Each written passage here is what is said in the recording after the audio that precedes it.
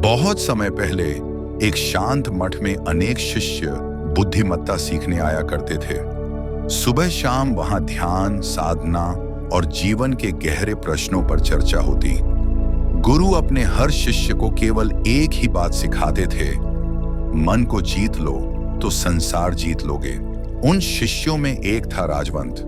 राजवंत बुद्धिमान था, परंतु उसका मन बहुत चंचल था। छोटी छोटी बातों पर वह क्रोधित हो जाता, कभी किसी की सफलता देखकर ईर्ष्या करता, तो कभी अपने भविष्य की चिंता में डूब जाता। गुरु ने कई बार उसे समझाया, लेकिन राजवंत के मन की अशांति बढ़ती ही जा रही थी।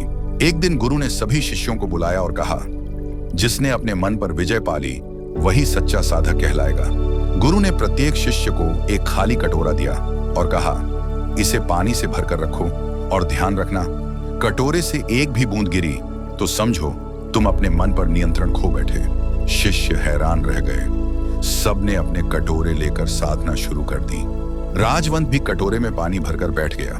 पहले तो उसने सोचा, यह तो बहुत आसान है, लेकिन जैसे ही पास में बैठे किसी ने खांसी की आवाज की, उसका ध्यान टूट गया और पानी छलक गया।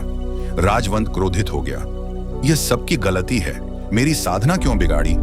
गुरु ने मुस्कुराकर कहा, बेटा, गलती उनकी नहीं, तुम्हारे मन की है। अगर मन स्थिर होता तो कोई आवाज भी तुम्हें विचलित नहीं कर पाती।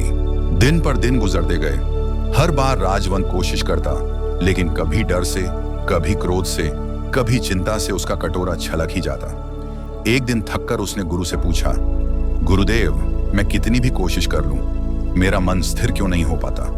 गुरु ने शांति से उत्तर दिया, क्योंकि तुम हर पल बाहर की दुनिया को देख रहे हो, कभी आवाज, कभी चेहरा, कभी घटना, पर तुमने अपने भीतर झांकने की कोशिश ही नहीं की।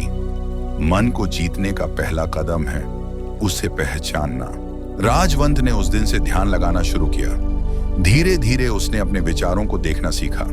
जब क्रोध आता तो वह कहता, ये मेरा क्रोध नहीं, ये बस एक विचार है।